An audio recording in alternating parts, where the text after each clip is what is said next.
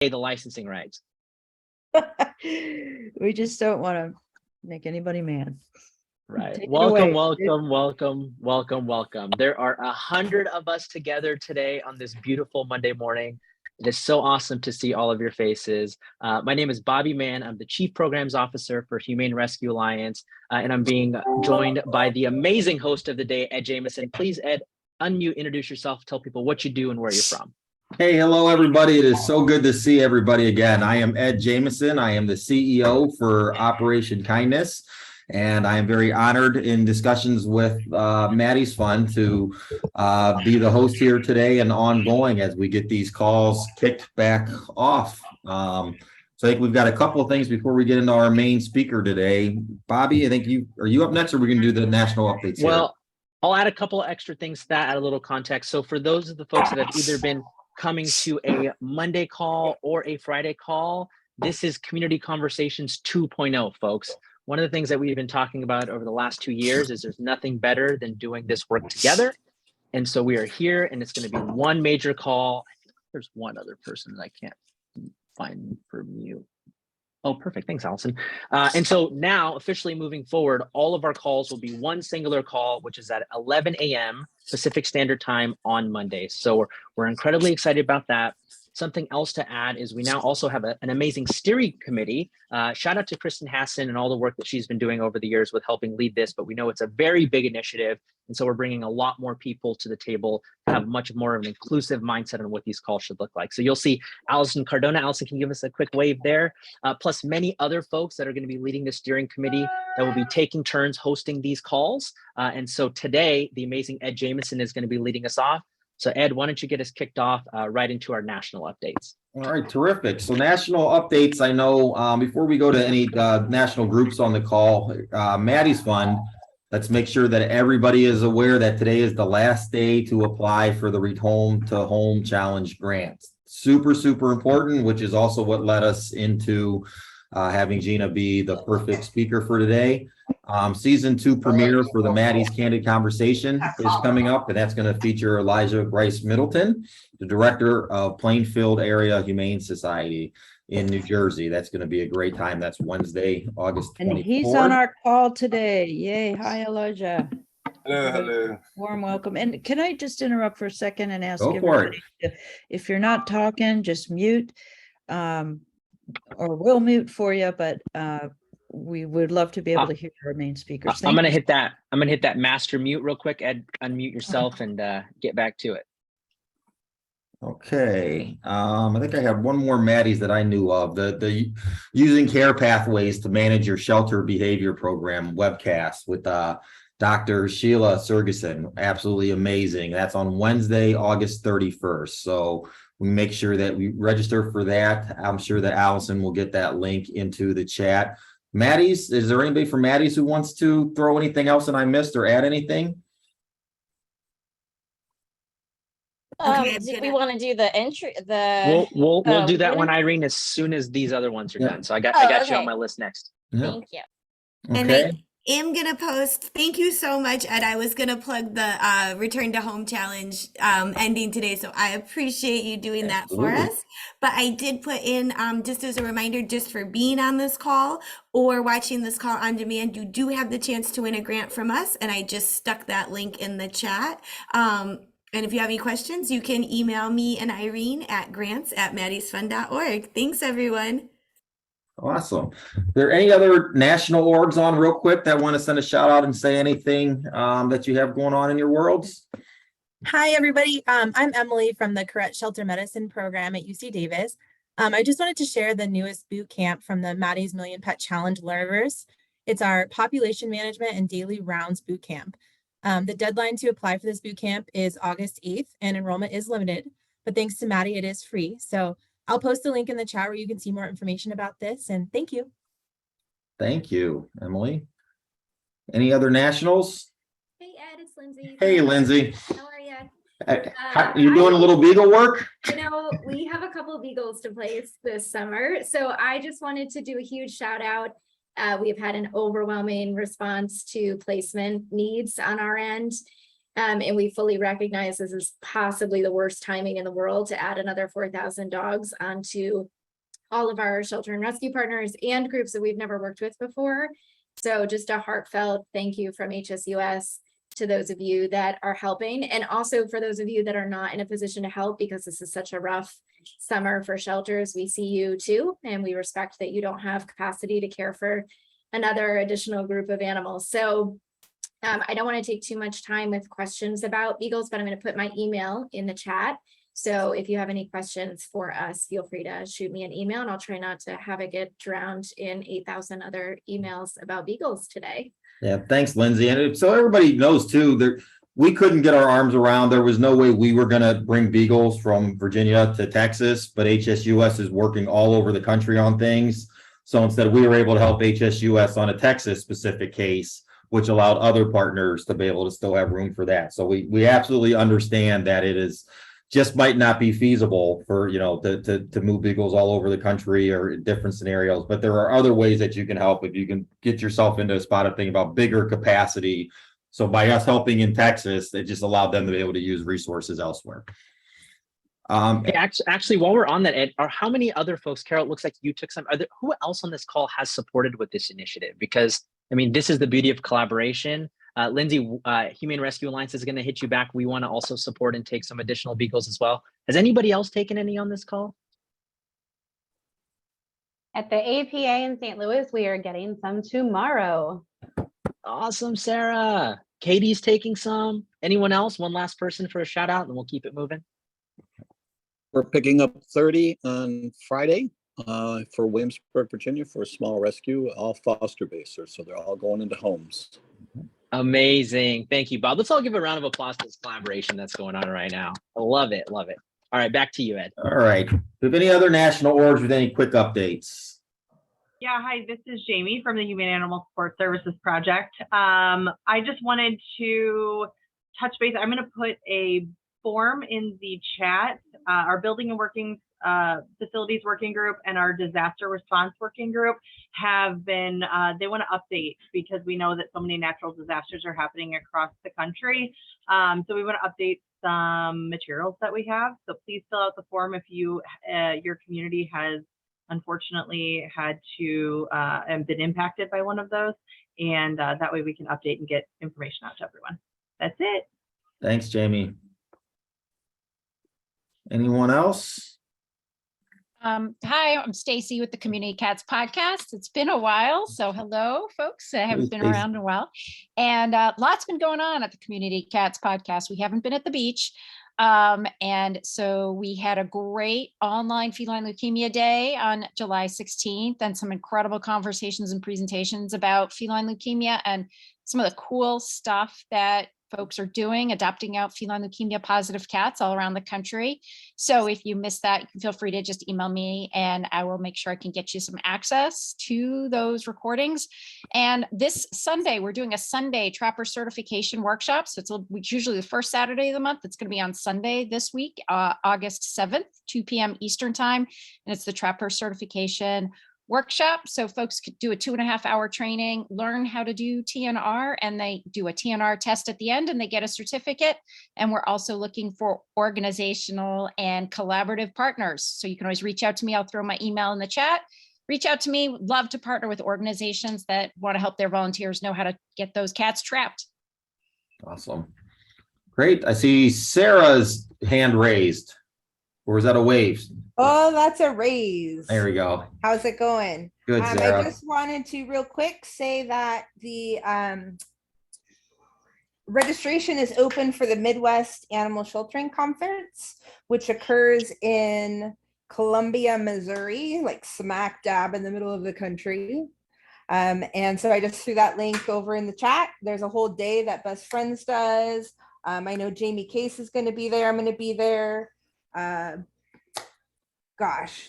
Shannon's going to be there with my Pitbull's family. Sarah's going to be speaking from Missouri APA. It's really exciting. Hope to see you all there. Awesome. I think we have time for one more quick one, and then we got to get into we have one more. Bob, your hand's raised, I think. Yes, thank you. I just wanted to announce that 2 weeks ago, Williamsburg, Virginia opened its first Cattery with a retailer here in town called Nautical Dog. We've had, in just 2 weeks, we've had 25 cats adopted from this Cattery. It's fabulous. I'll put a little link to a video of it. You should see how creative this was done. And there's been almost 1,000 people for a small town like Williamsburg going through there in just the 2.5 weeks it's been open. So good stuff for the cats.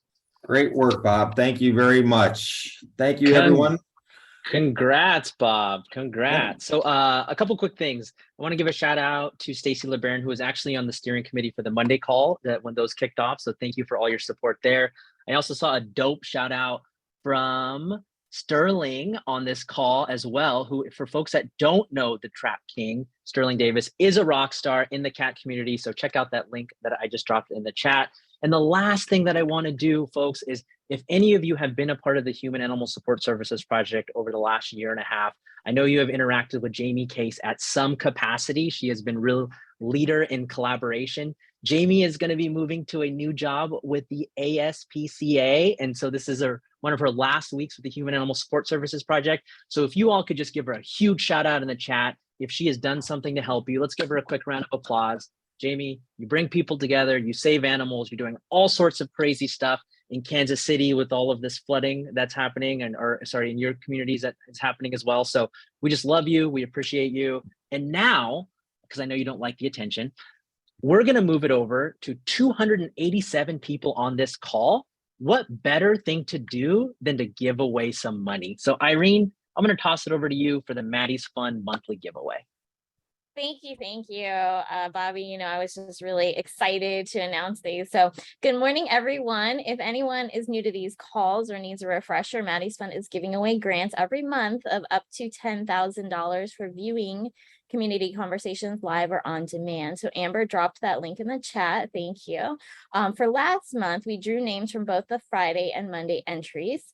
But going forward, since community conversations is all about unity, we are going to pull up to 10 winners from our calls that are now combined into Monday. So here we go with the July winners.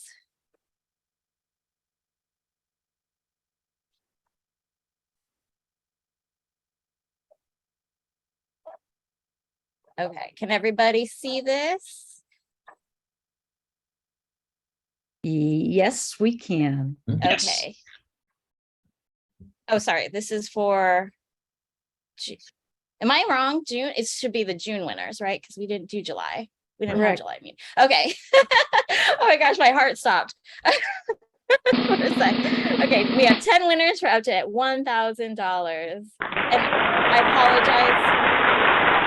I tried practicing the names, so I do apologize if I mess up anyone's names, but congratulations, Janessa Barr of Rotan Rescue, Becky Costner, Let Love Live, Ari Cronkite of Heaven on Earth Society for Animals, Letty Hempsey, Don't Bully Us Rescue, Tracy McQuarrie, Barking Mad Inc., Jeff Okazaki, Humane Society of Jefferson County,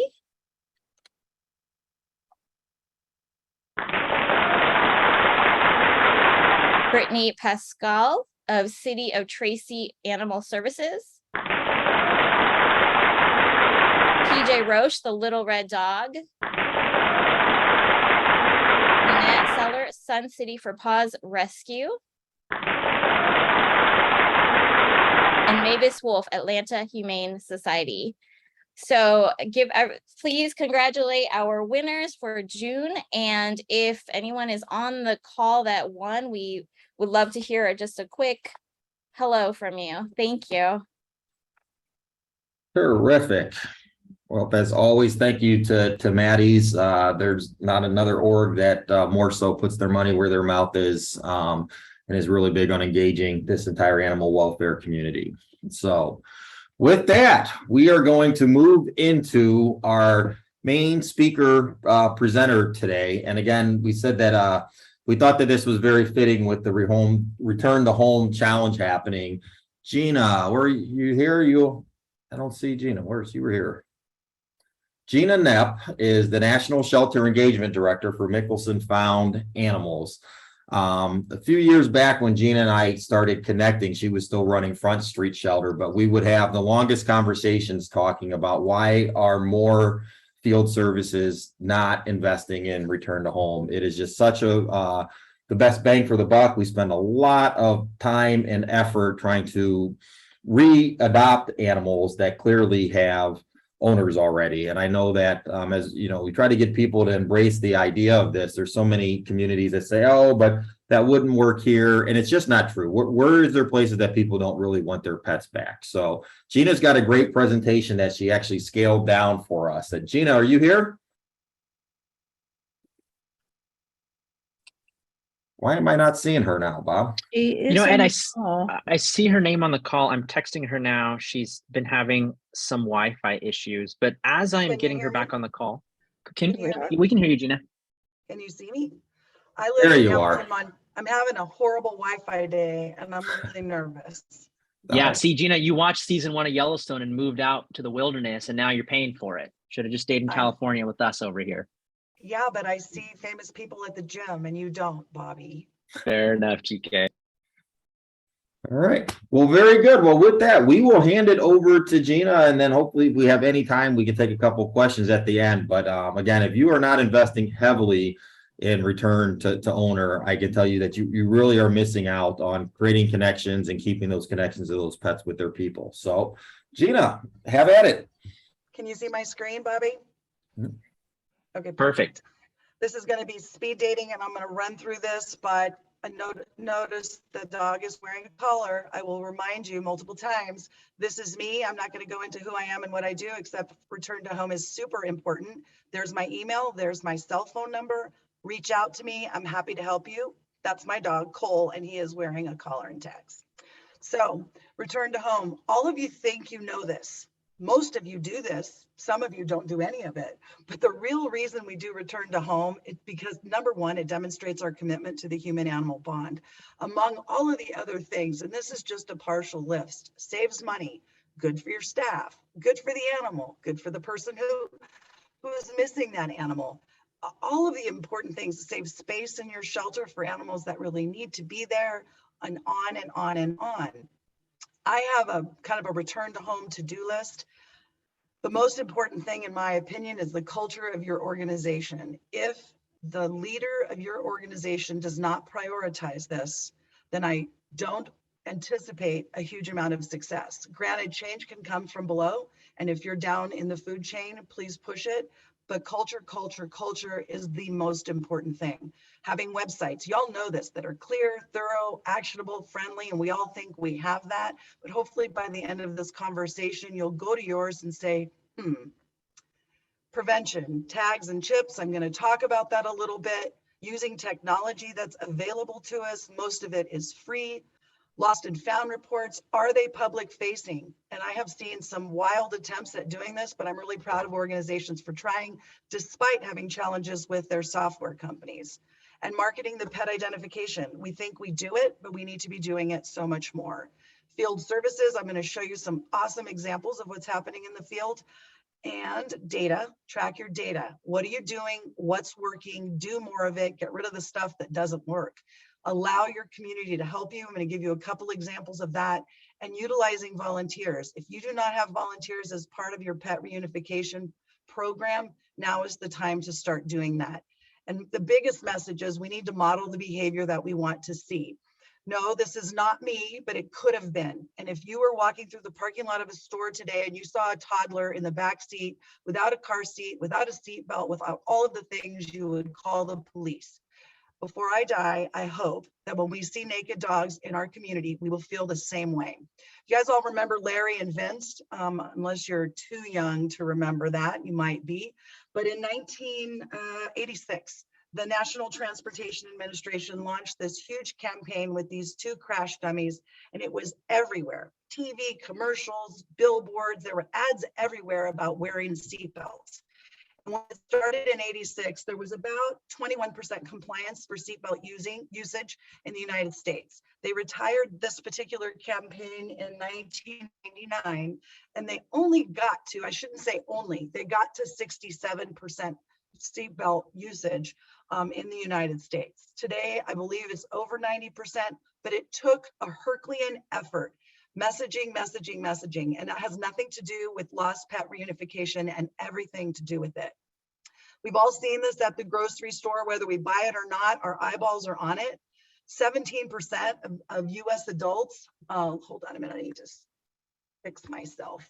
Under the age of 25, read National Magazine, which kind of blew my mind. In addition to 2.2 million people read this every time it comes out.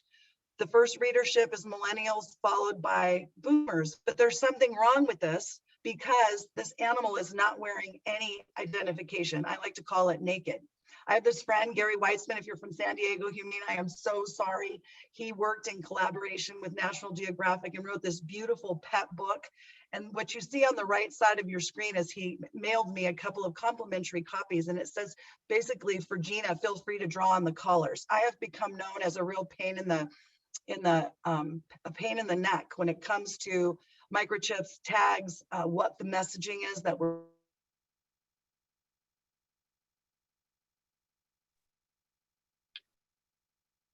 Hey, Gina, I think you're freezing up on us. You may want to turn your camera off. And I feel like if Mary Smith was here, she would be very comfortable with you saying pain in the ass. So I'm going to go ahead and say it for her.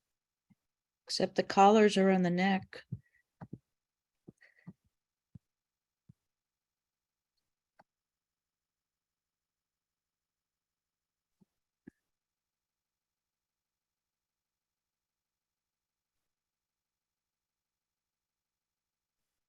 All right, I think Gina's gonna have to reboot here. I think she just dropped. Okay, well, I'm sure that we'll get Gina back online here. I know I saw some decent chats popping up about people that are embracing return to owner. Again, it's really crystal. Oh, are you there, Gina? Yeah, I don't know where I fell off. You'd fit Gary's note. I hope you can't hear me cursing. Can you hear me cursing? Not at all. Not one time. That's okay, Gina. Bobby stepped in when you fell off and said if Mary Smith was here, she would have said pain in the ass. So he said it for you.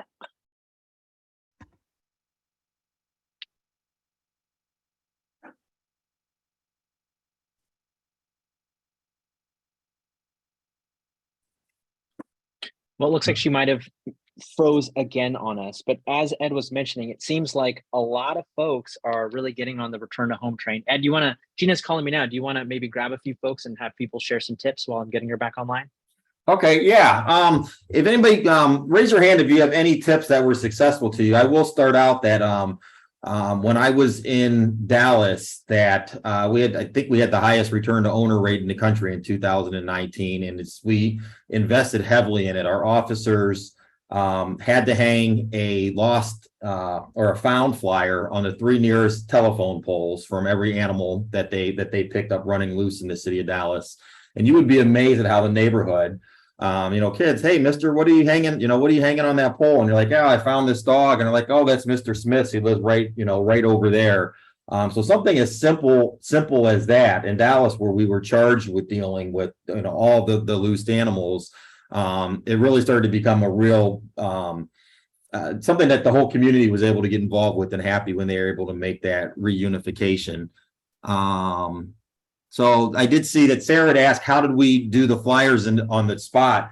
Actually, while my time there, we were struggling trying to get printers into the vehicles, which they now have, but it just took between the city's IT. So they were already made flyers that they would write the pertinent information on: found, brown, shepherd, the area that they found it on, and then just a simple staple on the telephone pole. And they were highly, highly successful. We used different color paper because code, you're not supposed to hang things on telephone poles in the city of Dallas, but they were lenient with us that we're like, hey, we're taking down the pink ones next month. Whenever anybody was out and about and saw a different color flyer, they were able to take them down. But super, super simple. And when you think about resources, the amount of time on, if you spend 10 minutes extra on a call, which we were really crunched for time getting our calls done, that 10 minutes compared to whatever your length of stay and all of the resources once that animal totally comes into the shelter, it's night and day different. So Sarah, no, we didn't have a picture initially. They do now that they have the printers, that they put it in the Chameleon is what's used in Dallas. And those flyers are generated through there. But they were successful when I was there when there wasn't even a picture now. So I know they're highly successful now that they are able to print a flyer up. And then somebody in here talks about to avoid the issues, they made yard signs. And again, those are absolutely terrific. Your community makeup and what's allowed and not allowed, I think can go a very long way. Let's see, what else do we have on here? There's Hillary talking about, which is ACC, partnering with the local pizza delivery to hand out flyers with multiple lost pets. It's so spot on, and it stinks that Gina is off because she knows this data better than I do. But there was a study done from Return to Owner in Dallas, and it was like 80-something% of those animals were found within a couple of houses from their actual location. So it's, whether you're in a big city like Dallas or even a smaller one, why make people drive across town to get to a shelter when the likelihood is that animal is within a couple of houses or blocks from their home?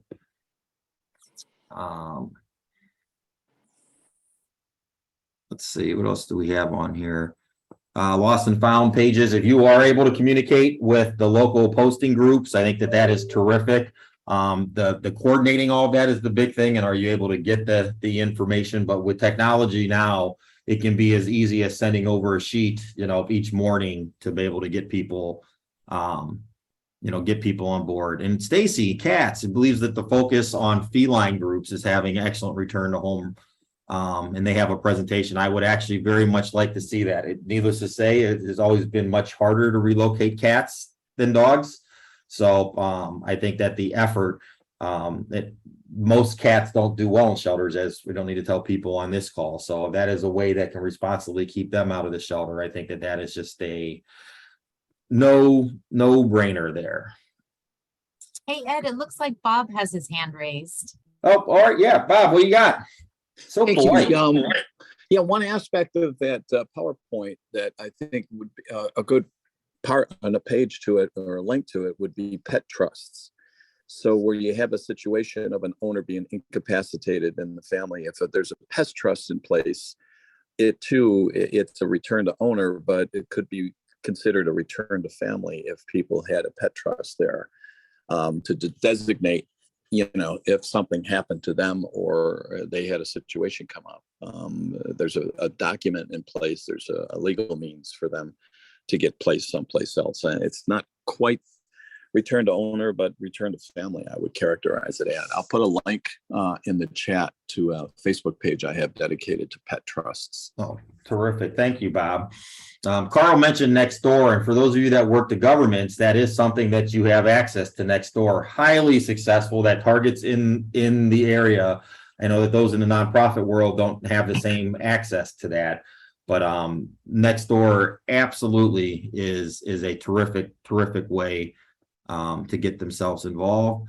Chris shared, if you scroll up to Chris Fitzgerald shared the link from Tom Kramer's study for the city of Dallas. It's really, really interesting, and it will debunk a lot of things that you say, not in my neighborhood or not in my community. We realize that why are we taking these animals out of the community where they live when you can find that owner? And Dallas was super heavy on enforcement and all that. You can still get all the compliance you want from that person on their doorstep, as opposed to having to have them come all the way to the shelter. I'm curious on this one. Hillary's talking about one of the hardest parts to return to home is microchip information being private to the public.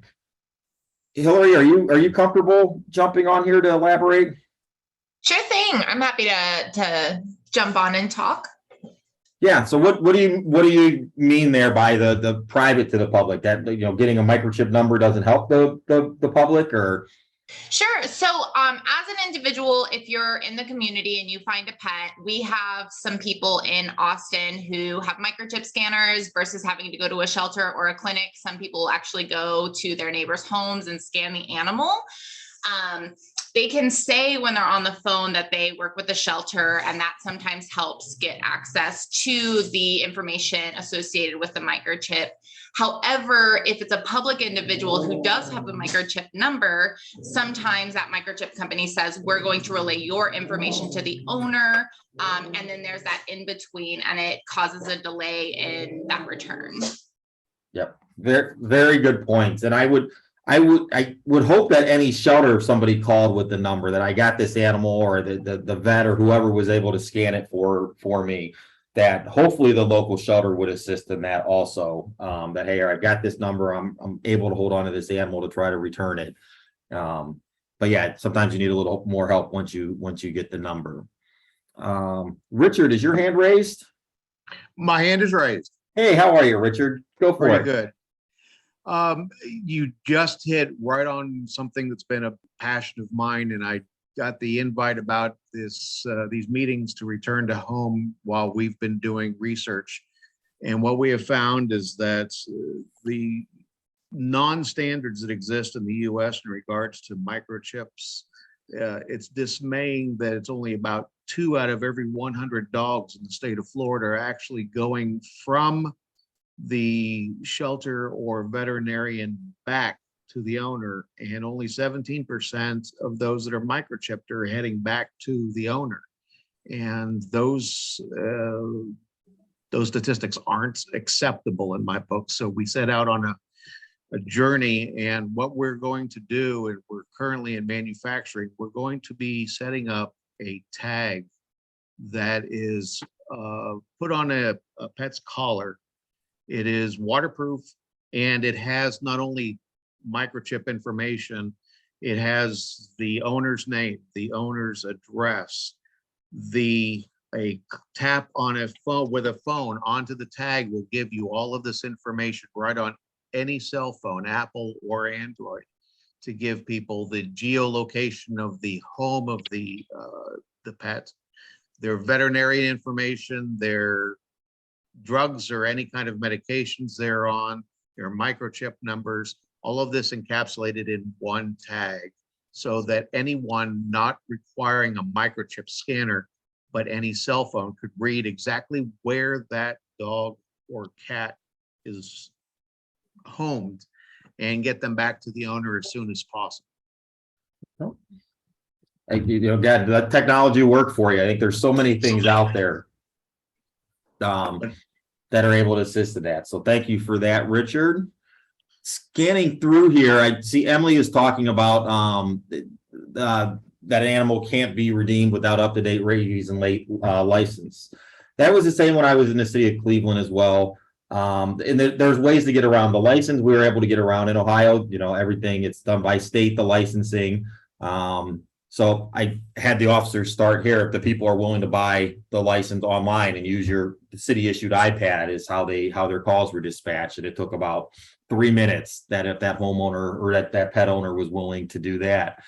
In Dallas, there are citations that are, we call them fix-it tickets, but the rabies license microchip, there were certain ones that the charges would be dismissed if the people came into compliance within a multitude of weeks. So it was 3 weeks in the city of Dallas. So that's what allowed us to do this very vigorous return to owner and field, that we were able to get the compliance that the fix-it ticket, that the world's changed a bit with COVID and a lot of keeping social justice in mind and trying to not be as heavy-handed on things. But if you have the ability to do the follow-ups or rechecks, then right there can be it as well, that you can, okay, I'm not going to write you a ticket. You have to get this done within a week, 2 weeks, or whatever. We're going to do the follow-up. Some places you can issue a citation and backdate the time, depending on how your state laws are on issuing citations. So to me, that's one of those that there's a way not to get around, to still accomplish what the authorities want. They want to have these animals current on their rabies shots, and they want to have them licensed. It doesn't mean it has to go and take up a space in your shelter every time in order to accomplish that, if you're willing to look at different barriers that you can kick through. What else do we got on here?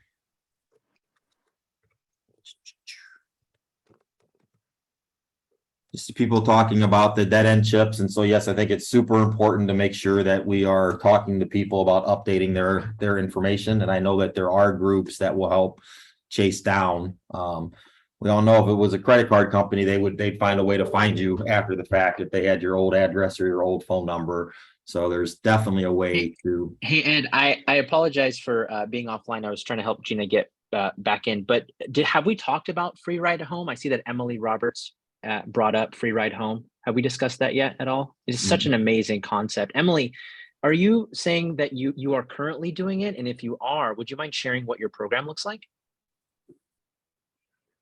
Hi there.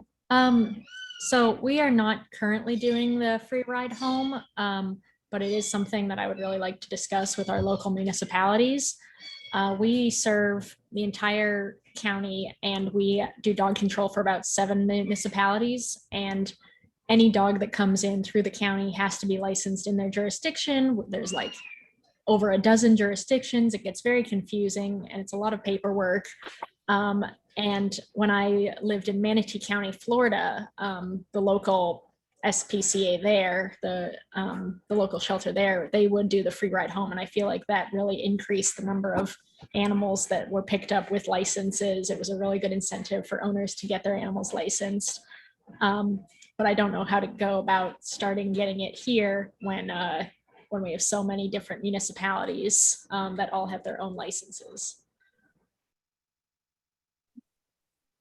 Yeah, so just to reiterate that, the goal really is to remove barriers for pet owners that might have transportation issues. Is if you are able to get someone to reclaim their pet, you remove those barriers, whether it's financial barrier or transportation barrier, and even have, whether it be staff, officers, volunteers, really support with getting that pet back to their home. So Emily, I think it's a wonderful idea. I think the first thing to always do is try to put together a community conversation to get these municipalities together. But I know it's a lot of work, so keep it up.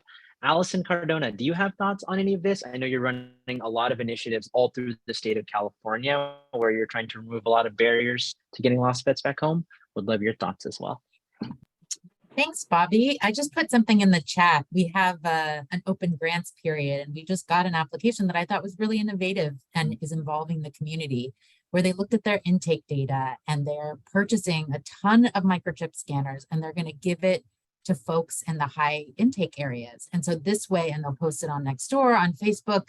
Basically, if you find a lost pet, you can bring it to this person's home or reach out to this person and they'll scan and try to get the pet home. And even if the pet doesn't have a microchip, what they're hoping is that people just talk to each other and be like, oh, I know that's, this person's dog down the street, or I've seen it, wandering around. Let's work on this together.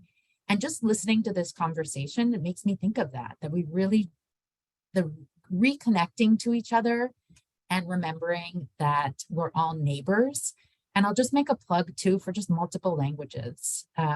Even throughout California, just seeing so many websites only in English and thinking about all of the folks we're missing or could be reaching, and make sure that it's culturally sensitive and appropriate translation. It's a big deal to make sure things make sense in other languages. So those are my plugs there.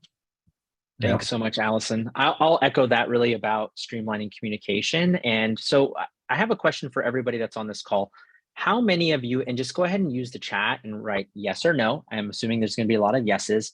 How many of you have lost and found Facebook pages in your community that you do not run? So these are community members that, for example, I live in the 916, so it's lost and found 916 530. Look at this. Yes, yes, yes, yes, yes, yes, yes, yes, yes, yes, yes, yes, yes, yes, yes. Okay.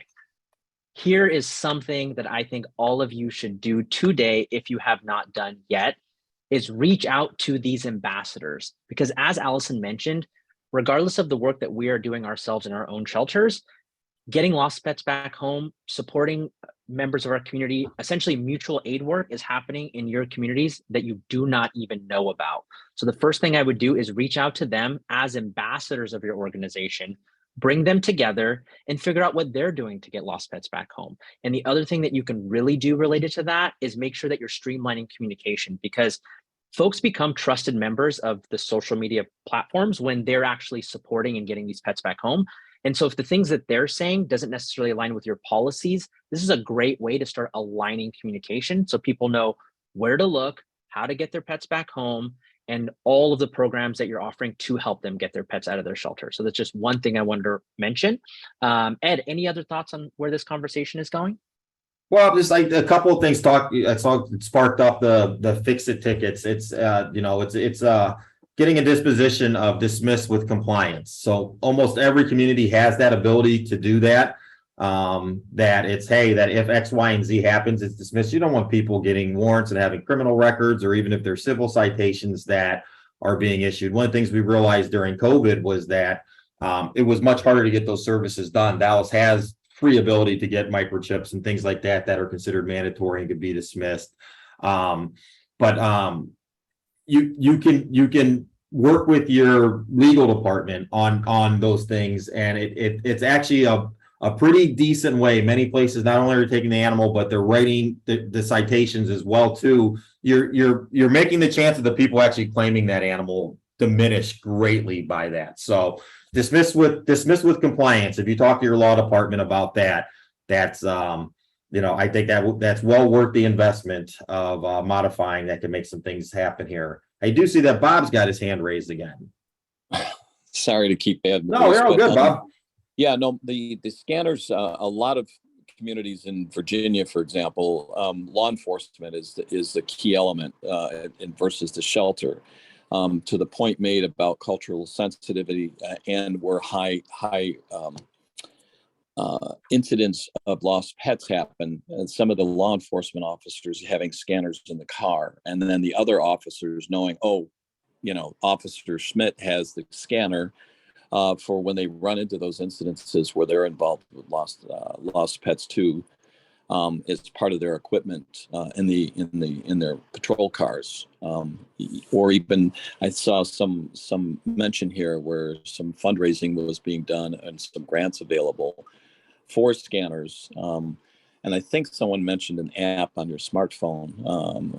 They range from, the scanners range from what I'm looking at between $100 and $400. So having 2 or 3 or 4 within your law enforcement community, and letting the other officers know that they're available in when they run into these situations would be helpful, I think.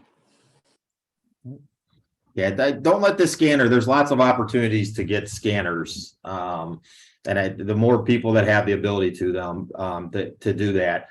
We were fortunate enough that all of our officers, animal control officers in Dallas, were able to have them, but some that's just not feasible. I don't know if anybody wants to expand more. We're seeing people posting about the fire stations or police stations and some of the pluses and minuses of that. If I'm not mistaken, I think Paula Powell had a very vigorous program like that in El Paso that was highly successful, that the fire stations embraced it and really liked being a part of helping the people with the pets get their pets reunited. Yeah, Ed, I think this is something really cool to talk about. I know Shelly Simmons in Greenville also had a successful program. It looks like Danielle on this call has had success. And then we have our friend Stacy from San Diego Humane Society that did not have the success. So Danielle, can you tell us what allowed you to get over that hurdle, and how were you able to implement this program? It started kind of by luck with one of our volunteer fire departments. They came to us. They were kind of close to where our shelter was. They wanted to partner with us on a calendar. So they were doing a firefighter calendar, and they wanted to put some of our pets in the calendar. And that's how we started the relationship. And then as we started talking and talking about the things that they could do to help us, scanners was just kind of wow, I didn't really think of this before. Because if you think about it, they're there all the time, and they're that safe haven, as we try to educate our community. So, and they love it. So we have about 6 stations right now that are definitely partnering with us, using them, glad to be in it. And we're trying to expand. Right now, it's been the volunteer fire departments, because we as an unincorporated area don't actually have like the city fire departments and stuff, but it's going well. They like it. We were able to do it through a grant. And so that made it easy for us. They helped raise some money in the beginning too with the sales from their calendars. They donated back to us. So Danielle, it looks like you got a shout out from Jess, but if you don't mind, would you mind sharing with folks where you're from, what you do, and how big your jurisdiction is of animals you support? Sure. My name is Danielle Masichek. I'm the operations administrator at Harris County Animal Shelter, which is in Houston, Texas. So we have the City of Houston Animal Shelter. We are the county animal shelter. So we serve the unincorporated area. So our population is probably about 1.5 million in unincorporated Harris County. We also do partner with and provide services to some of our small municipalities throughout the area that just don't have animal control. So I've been here for 29 years.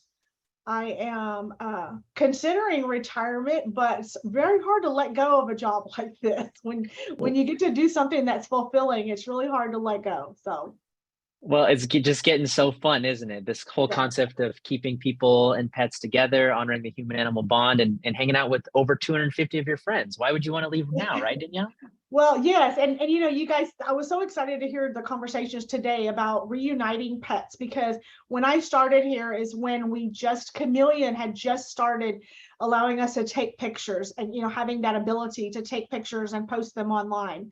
So I've seen kind of the evolution of how that's gone. And I've always said that, you know, the biggest thing that we can do is educate our community and help people understand how to get their pets back to them. So I was really excited to hear some of the ideas that you guys had too. So it's been fun listening to everybody today. Thanks, Danielle. And I will echo part of what you said and also say that it's been so exciting for me working in DC and New Jersey to allow the community to educate me as well. I am learning so much from my community on the way that things can be done. And so the collaboration is so fun. Folks, we're getting near the end of this call, and this is a great time. If you all have read a blog or a post or something related to return to home, I know Erin Greenwood is on this call and she probably has a ton of amazing links. Drop some in the chat. So if there's things that folks can learn about return to home throughout their week, we'd love to see you start dropping those into the chat now. And to close us out, we want to go to one of our other steering committee members, Allison Cardona, to send us into our week. Thanks so much, Bobby and Ed. What an invigorating call. I don't know about you, but I just am feeling the community vibe and loving it. If you could just drop in the chat with an emoji how you're feeling after this call, just pop an emoji in there. Yes. Love it. So good. And I think for this week, just building on this feeling of community, I would just invite everyone to think of one thing you can do to build community in your circle. Whether it's reaching out to someone, whether it's the way you approach a meeting, what's one thing you can do to build community this week? And why don't we all take that forward? And I'm just so thrilled to be a part of this and to feel what's possible when we come together and work with one another. So thank you, everyone. And thank you to our incredible hosts this week. Have a great week, everyone. All right, Thank we'll you, see Ed. everybody next week. Sorry for the